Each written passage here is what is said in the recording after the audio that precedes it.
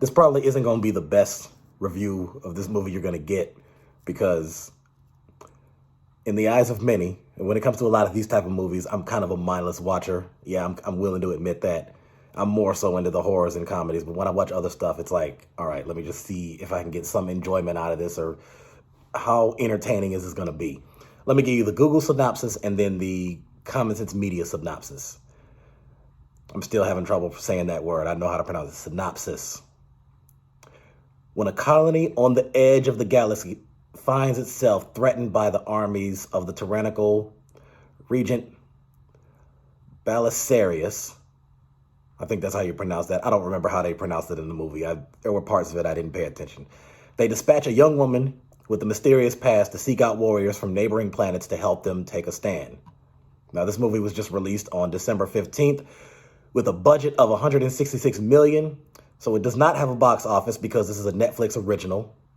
They did not put this in theaters, which kind of surprises me that they wouldn't, because, I mean, usually movies like this make it to the big screen.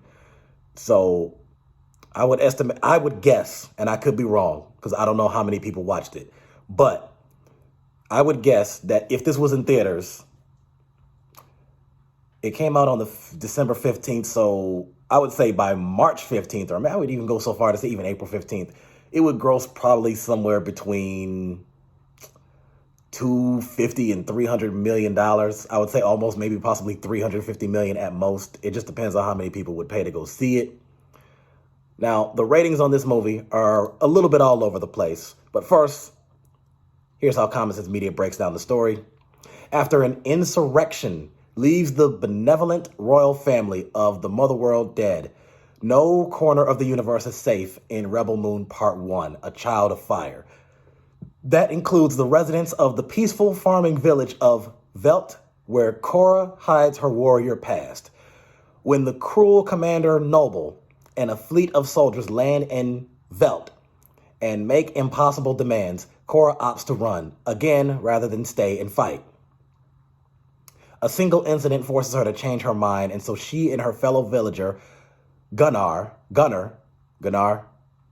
let's just say Gunnar, it's whatever, set off across planets to round up a band of rebels to try to save Velt. They include Gun for Hire, Kai, General Titus, and swordsman Nemesis, Prince Tarek, or Tarak, and resistance fighters Darius Bloodaxe and Milius. These people are played by Sofia Boutella, Ed Skrein, Michael Hussman, Charlie Hunnam, Staz Nair, Duna Bay, E. Duffy. Now here's what the scores were for the film. Rotten Tomatoes, 23. Metacritic, 31. Movie Database, 58. And Google users, 78. Now, I've looked at some of the negative reviews, and I've talked about some of these reviews with some friends. And like I said, I mainly just watched this movie because somebody suggested I watch it and give a review on it.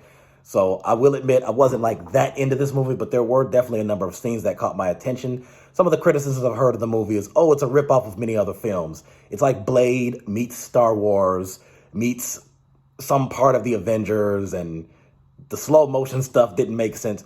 Well, I don't know. The slow motion part, that didn't really bother me too much. I mean, some of that, again, this is the mindless movie watcher in me talking.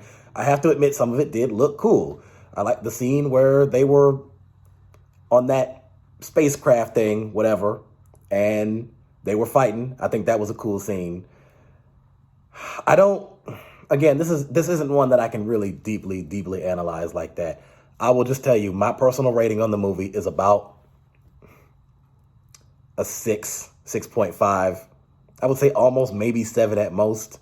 But do I think that this compares to some of Zack Snyder's other films? Like if you're talking Man of Steel or Batman versus Superman, then no, I would say that those were infinitely better than this. I mean, those movies get 9s and 10s. But there are some positive reviews I see on this movie. I'm looking on Google reviews, and there are plenty of 5 stars on here. This one right here says, Rebel Moon is a stunning sci-fi epic that delivers on every level. Zack Snyder has crafted a visually spectacular and emotionally engaging story that takes us to a galaxy far, far away, but also feels very relevant and relatable. The film is an homage to Star Wars, but also a fresh and original vision that expands the genre and creates a new mythology.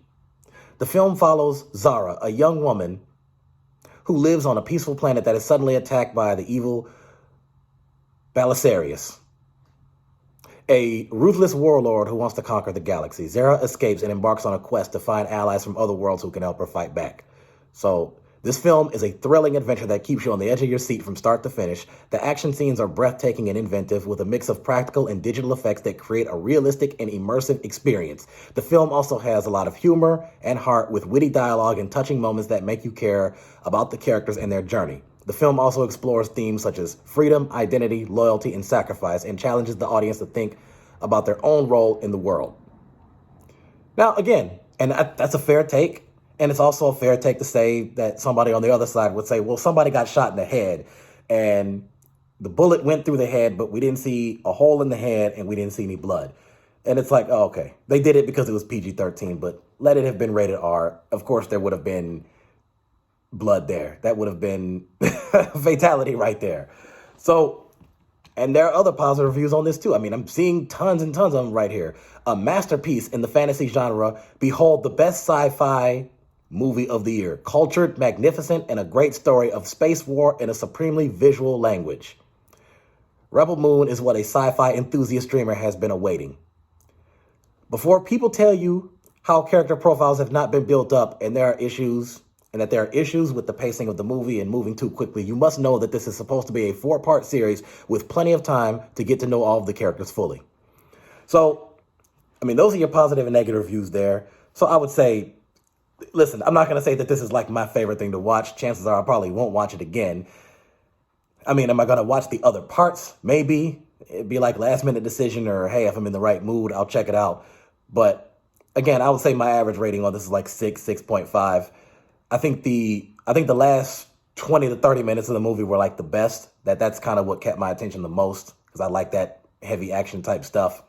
So if you're a sci-fi fan, and by the way, here's the cast right quick. If this thing. Okay, Sofia Boutella played Cora.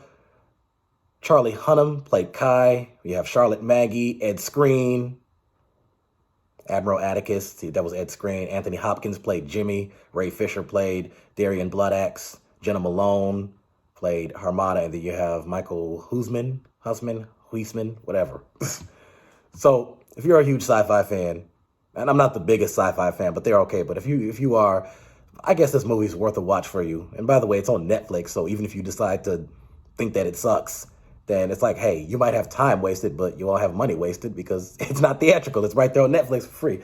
So I would just say, hey, check the movie out if you want to, or don't check it out if you don't want to. Like and subscribe. I got many movies and shows coming your way.